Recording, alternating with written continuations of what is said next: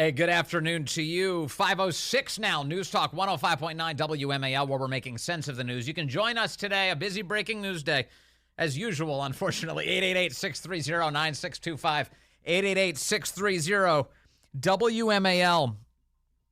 A lot to talk about with our next guest. Let's get him right in here. It's Mike Davis. He's the founder of the Article 3 Project and joins us on the phone. Hello, Mike. How are you doing? I'm doing great. I have to start with Joe Biden first and foremost. Special Counsel Robert Hur, who was assessing Joe Biden's theft of classified documents from his time in the government through the years, has concluded that he will not be bringing charges against him, but he released a report indicating that the reason for that, despite the fact that he's got literal recorded evidence of Biden admitting taking classified documents and then giving them to his ghostwriter, they say he's too old, his memory doesn't work, and a jury is not going to find him guilty if we charge him as a result. What do you think of that, Mike? Well, it's not a good statement for President Biden's mental competency. If he's not competent to stand trial, how the hell is he competent to serve as the president of the United States and the commander-in-chief? I mean, that's pretty devastating.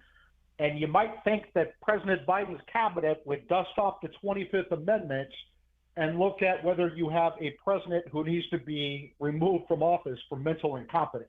If you have actual audio tape, which Robert Hur claims to, of Biden's voice acknowledging the retention of stolen classified documents and then sharing them with his ghostwriter, who wasn't qualified in any way to see classified information, how could that not be enough evidence to go to trial?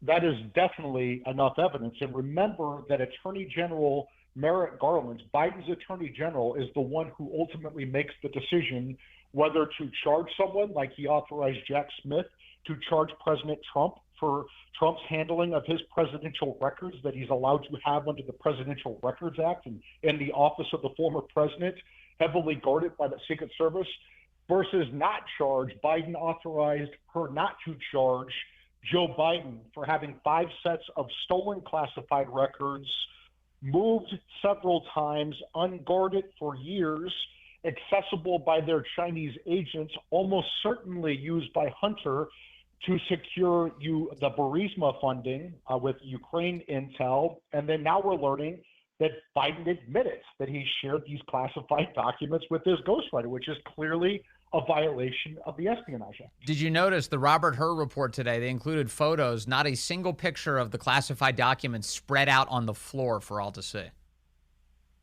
Yeah, and they also didn't have classified documents on the floor in Mar-a-Lago. That's what the agents spread out and made it look like that Trump had classified documents everywhere in Mar-a-Lago, which is just complete nonsense. Finally, this idea that a prosecutor of his stature could put into this report that, oh, we can't charge Biden because a jury would find him, I think they said likable in there, and also he's too old and his memory doesn't work. Wouldn't that be an excuse for committing any crime then?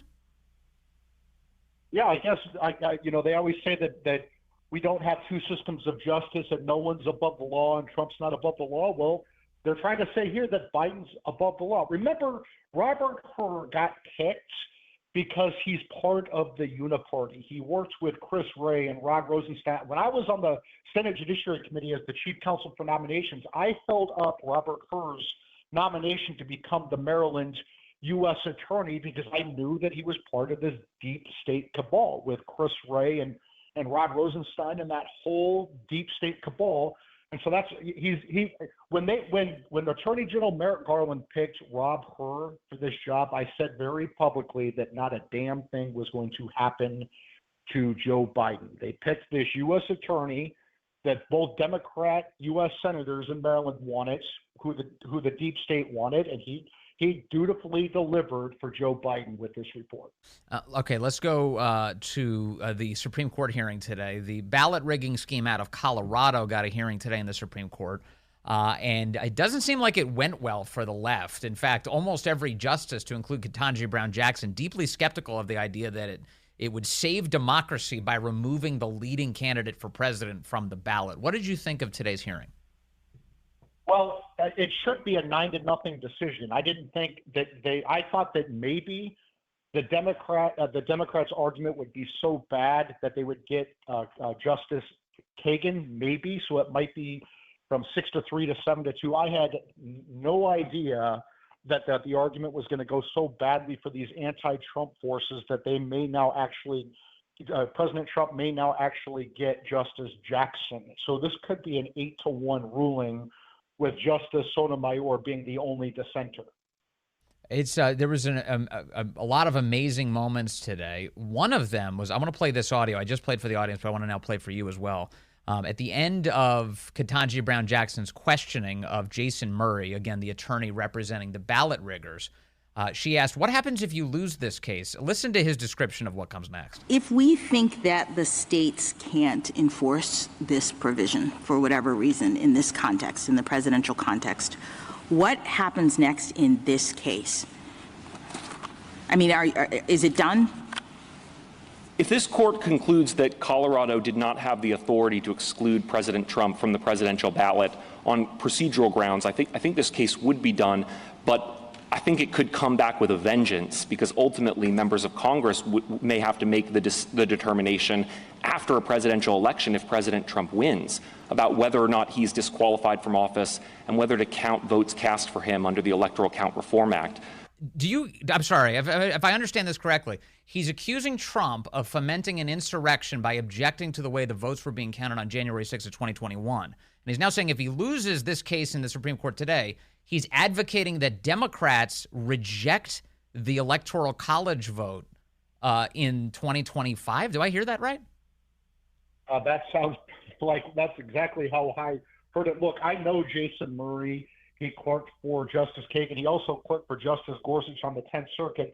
I like him personally, but his argument today was an utter disaster. And it was a disaster for these anti-Trump forces. And it was stunning to hear that if the Democrats lose on November 5th, 2024, which is likely according to polling, they're still not going to let President Trump assume office, because they're going to do what they claim President Trump did illegally on January 6, 2021.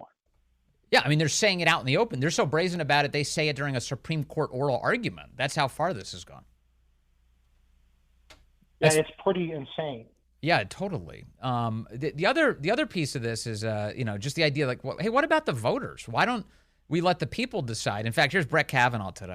What about the idea that we should think about democracy, think about the right of the people to elect candidates of their choice, of letting the people decide, because your position has the effect of disenfranchising voters to a significant degree. And should that be something, does that come in when we think about, should we read Section 3 this way or read it that way? What about the background principle, if you agree, of democracy? I'd like to make 3 points on that, Justice Kavanaugh. The first is that constitutional safeguards are for the purpose of safeguarding our democracy, not just for the next election cycle, but for generations to come. Oh, so they're protecting democracy by removing options from the ballot. Yeah, I mean, this was just insanity today.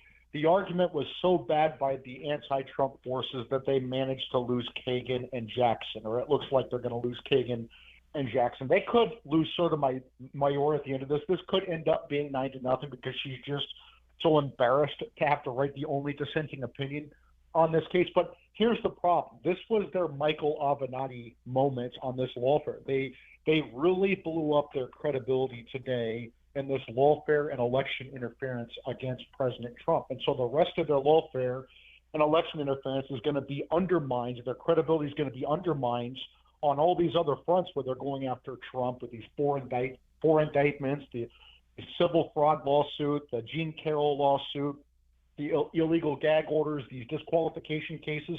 I think the Supreme Court woke up today to the fact that this is blatant lawfare by the Democrats, and it did not go well for these anti-Trump forces. And you've been pointing out for a while that there's not even the slightest leg to stand on here when it comes to the constitutional rationale.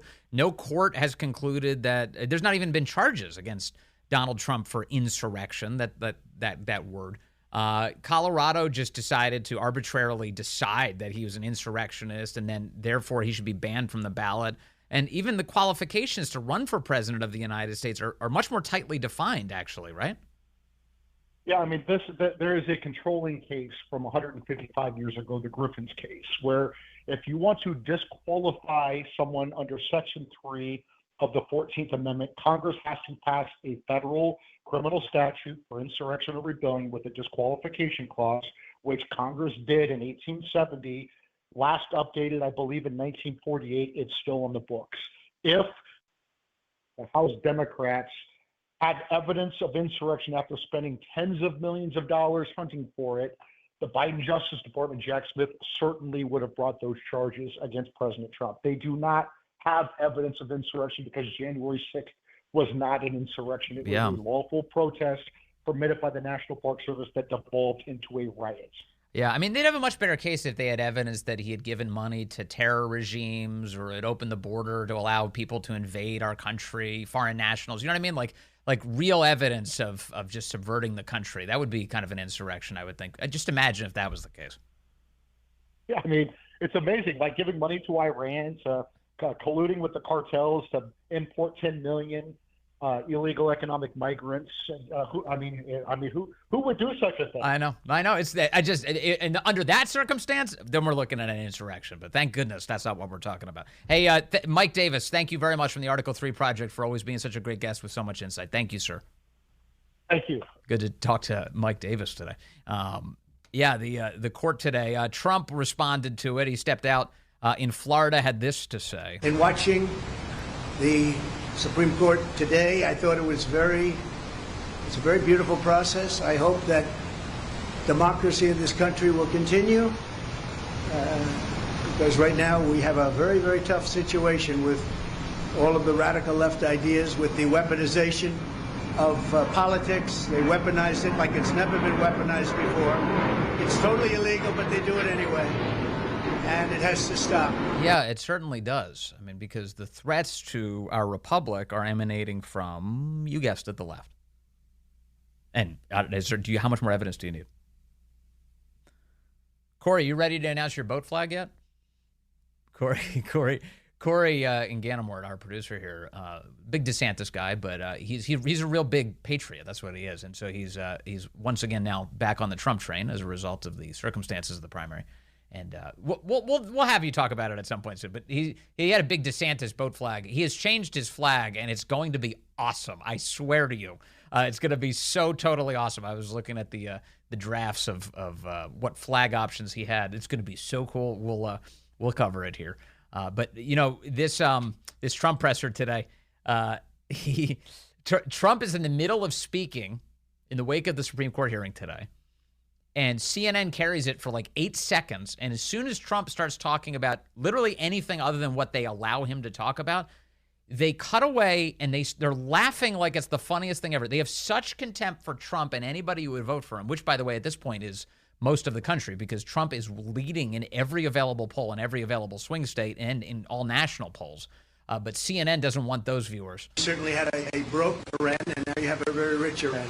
Iran was broke when I left. They had no money to give to Hamas. They had no money to give to I think we've gotten all the legal analysis we're going to get out of President Trump. You know, it's odd there because this was actually an opportunity for her to come out and say. No, it's not because he wants to talk about himself. Right. He doesn't want to talk about the Supreme Court and say, oh, the Supreme Court did a nice job today. He just wants to talk about what... For what it's worth, he was actually just talking about Iran and how much things were better when he was president, a rationale for why he should be elected again. It's on his mind himself. Could I just say, someone didn't tell him that this sounded like good news for him today.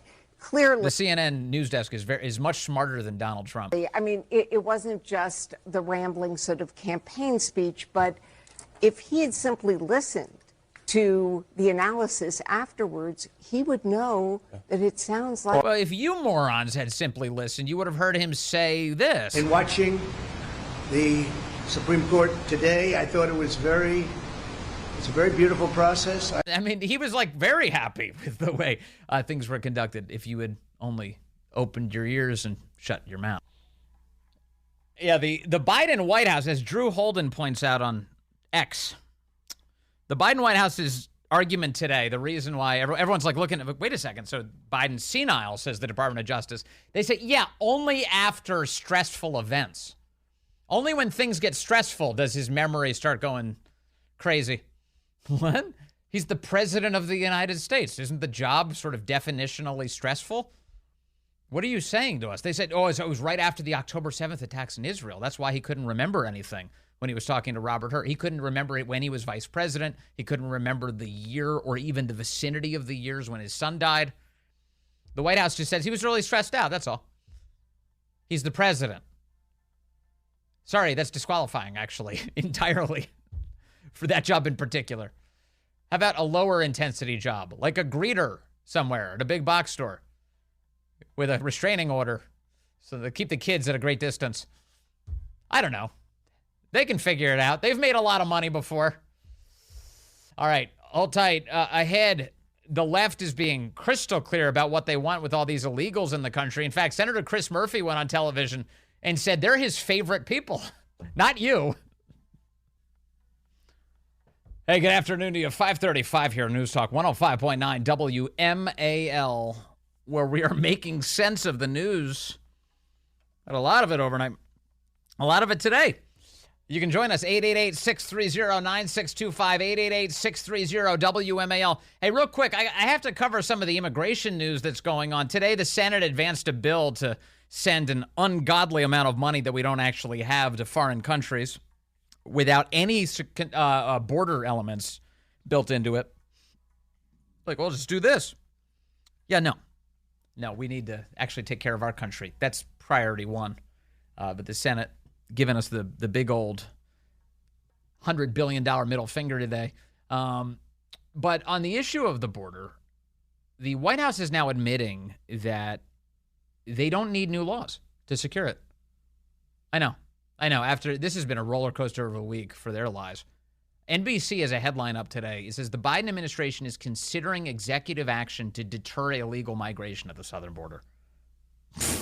Come on. So this, after all of that, after you're, the only way we could possibly secure the borders with legislation, it's Congress has to do it, and it's Trump's fault, and blah, blah, and now they're telling us, well, actually, we might be able to do some stuff to secure them. Yeah, you're damn right you could. It's built into the law. It's literally why Trump was able to do it, and why you reversed it, and why you could put it back if you wanted to, and up until this point, you haven't wanted to, and it's not even crystal clear they really want to now. I think they just like the headline being out there. Because here's the NBC report. I'll read it to you, and then there's a massive problem with it. The Biden administration is considering taking executive action to deter illegal migration across the southern border. According to two U.S. officials, as passing legislation on border security in Congress appears unlikely, the plans under consideration signal that the White House wants to take action before numbers at the border, which have dropped in the past month, rise again, as expected. The plans have been under consideration for months, the official said. For months. But here's the rub. The measures are still being drafted and are not expected to take place anytime soon. Really? So it's not an emergency then? You're not rushing to get it out the door? Nothing? And this is like, we're experiencing craziness. The Daily Caller today report exclusive illegal immigrant admits past terrorism ties after crossing border, memo shows. Border Patrol agents on Tuesday of this week apprehended an individual illegally crossing the southern border who admitted ties to a Colombian group previously designated as a terrorist organization, according to internal Customs and Border Protection memos exclusively obtained by the Daily Caller News Foundation. This is in the Texas's El Paso sector. They caught a bunch of Colombian and Salvadorian nationals, and among them, terrorists. And that's not the first time we've heard that story. Plenty of terrorists have been pouring across our border, getting into the country. Not all of them have been captured because of Biden. But they're in no rush. They're not, maybe they'll get an executive action out, they said. In fact, the White House simultaneously is actually threatening to open the border even more. So isn't this wild? This is, out of all the different words that can come out of their mouths. On one side, they say, well, we're working on executive actions to tighten up the border. On the other side, Fox headline, White House says ICE will reduce deportations and detention capacity if Republicans don't pass border bill. Oh, you're threatening us now. You're going to open the door even wider if we don't give you more power to do that very thing. What are you talking about? The White House on Thursday announced that the U.S. Immigration and Customs Enforcement will soon be forced to reduce operations at the southern border due to a lack of funds. Press Secretary Karine Jean-Pierre told reporters that because Republicans have not passed the bipartisan border security agreement with funding for Israel and Ukraine, you should reverse that, it's primarily Ukraine, a little bit for Israel, the administration is left with no choice but to pull back from the border. So if you don't give us this, we're going to make it even worse for you. Oh, you don't like it right now? Just wait until we really open the border up, until we cut through every last piece of concertina wire that Texas has assembled. Jean-Pierre said during an Air Force One gaggle, quote, because congressional Republicans are choosing partisan politics over our national security and refusing to pass the bipartisan national security agreement that includes significant border reforms and funding over the coming weeks, ICE will be forced to reduce operations because of budget shortfalls. So here she is threatening us. Meanwhile, the author of that bill, one of them, Senator Chris Murphy of Connecticut, Democrat, was on MSNBC last night with Christopher Hayes. And the two of them, the two Chris's, were sitting around yammering about how much they love illegal immigrants. In fact, Chris Murphy said that the people we care about the most, referring to United States senators, are illegal immigrants. And in fact, he doesn't use illegal immigrant. He says undocumented Americans. What is this euphemism? For my 20 years covering this issue, the trade is this.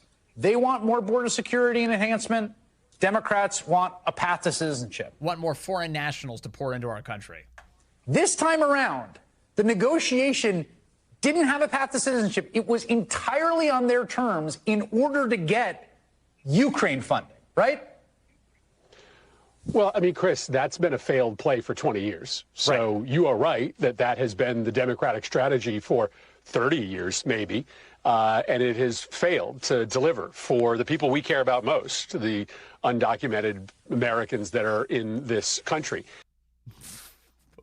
The people we care about, I mean, they're saying it. How many times have I used the word brazen a lot lately? Let me add this moment to it. The people we care about the most are undocumented Americans. That's an invented category. What he's talking about is people, criminals, illegal immigrants. That's what he's saying. The people we care about the most are undocumented Americans. And man, we've just failed to deliver for them. Free citizenship for breaking our laws. You know, it's like a Black Friday special, just American citizenship. The first 10 million arrivals will be given free citizenship.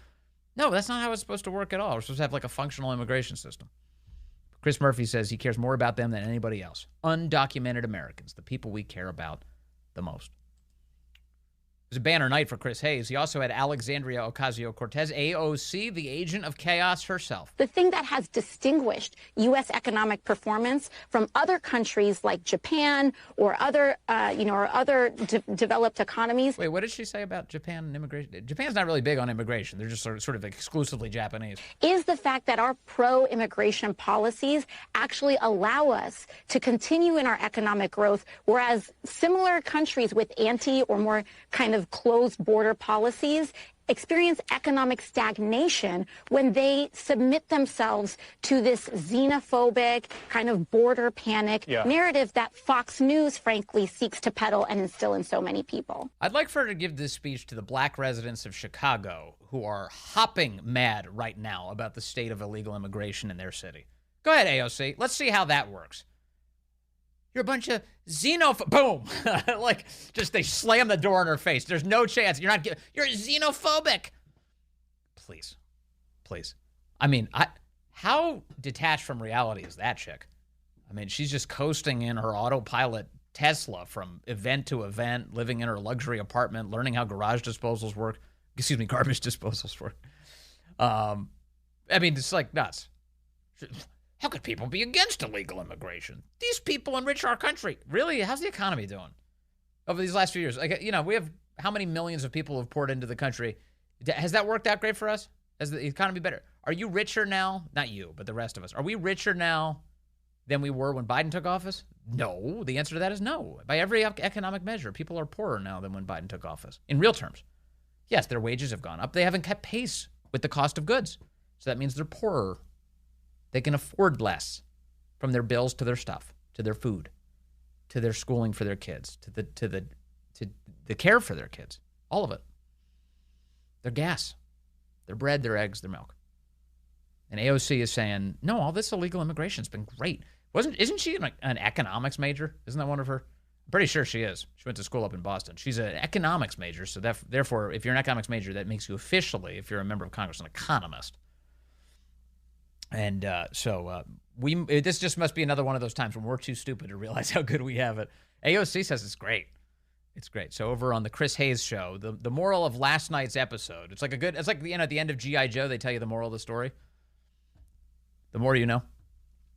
The knowing is half the battle. G.I. Joe. Yeah, so Chris Hayes, the moral last night was undocumented Americans are the people we care about the most, and your economy is actually better with millions of illegal immigrants. Shut up if you don't think so, bigot. This is the message from MSNBC last night. The left is losing it really big time. On all of their networks, I should say. Over on The View today, there was a hilarious thing playing out. You know Sunny Hostin on The View? We play a lot of clips from her because she's really miserable and she hates Trump, hates Republicans. Unfortunately, legitimately racist. It was like we played a clip from her, I think, a week ago where she was saying the majority of Americans are racist, right? And Alyssa Farah was saying to her, no, I don't think most Americans are. She's like, well, you haven't had my lived experience. And then she said that her son, she said I think she says her son is a black man people were yelling the N-word at him in Miami. They said they were yelling the N-word. I was like, really? In Miami? They were yelling the N-word at your son? Were they black?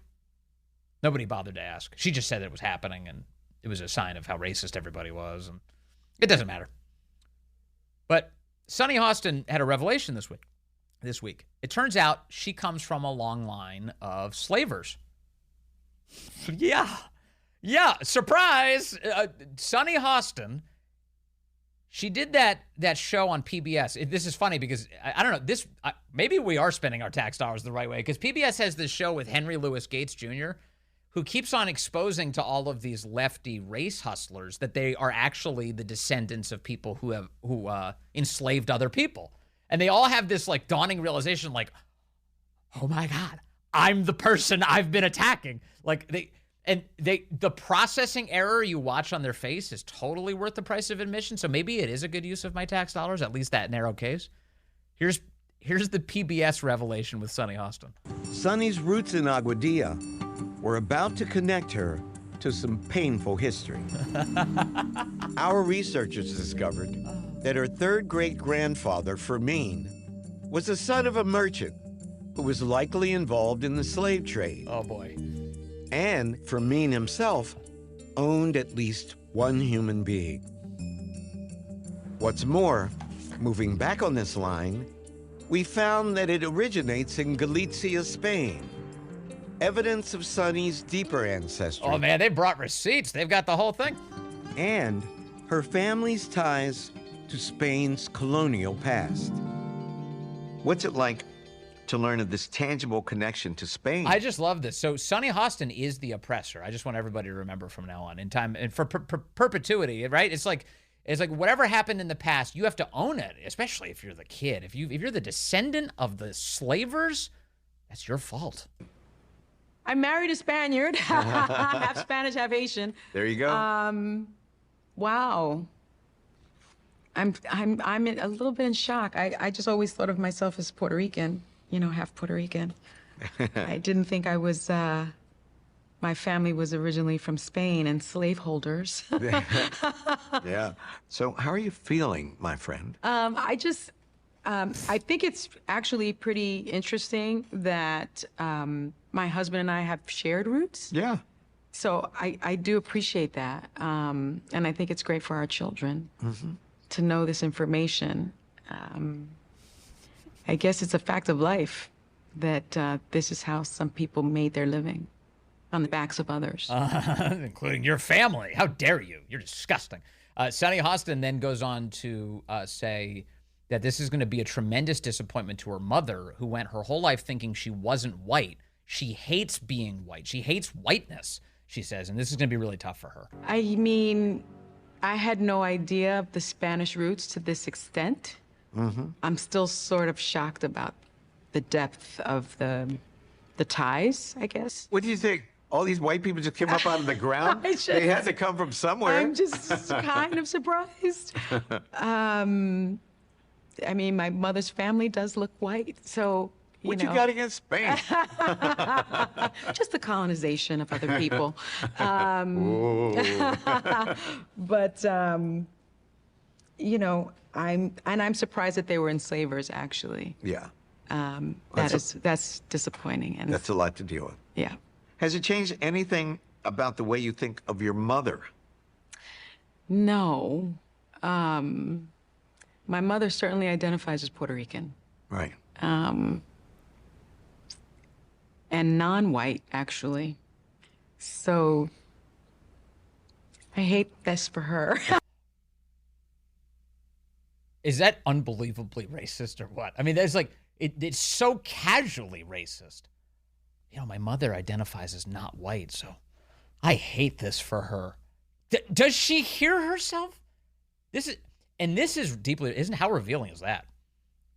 I mean, they really think, literally, they think skin color itself is is a sign of your moral character. Oh, that's a white person. Bad. White, bad. My mom has gone her whole life thinking she wasn't white. Now I'm finding out she is. She's going to hate this. This is bad for us. What? It's like the most delusional thing I've ever heard. It's totally ignorant. Also, like, as a basic matter, she's like, I can't believe that anybody at any point ever in my ancestry was ever involved in slavery. Like, what are you talking about? How could you not believe that? First of all, world history includes a lot of slavery, unfortunately, but in reality. How could you be so ignorant to think that in all of the generations of people who ever came before you, that not a single one of those people was involved in it? That's like, what fantasy land do you live in? And so she was on The View today. She talked about some of this. I was really reluctant. I don't know how you felt when you did it, Whoopi, but I was really reluctant to do it because I just sensed that there could be something in my family history that would be disappointing. Negative, yes. I thought I was going to have that kind of moment. And Skip had asked me to do it for a long time, and I finally decided to do it because I thought it'd be helpful for my children and my children's children to know what their real history was, But what I found out was that my mother's family, while they are Puerto Rican, they actually originate from Spain. And the reason that they moved to Puerto Rico is because the slave trade had been sort of canceled in Spain and then Curacao, and then they moved all of their slaves to Puerto Rico. And so the family business, I had been told that they were printers and journalists, but they were in fact enslavers. And my mother, so a hush fell over the audience. It was deeply disappointing. It's so bummed out.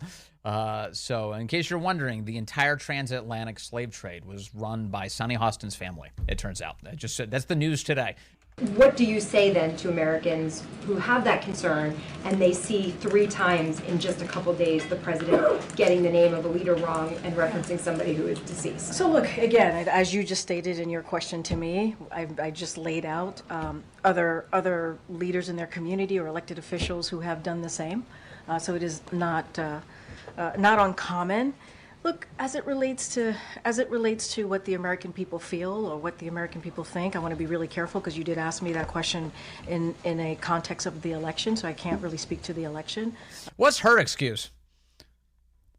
Like, at least Biden's going to be like, I'm old and senile. What is Karine Jean-Pierre's excuse? More on our president's broken brain as brought to us by the Biden administration today. A big statement. It doesn't work. Chris Plant's going to have a lot to say about this tomorrow, and so will we when we're back tomorrow on this program. The great one, Mark Levin, up next.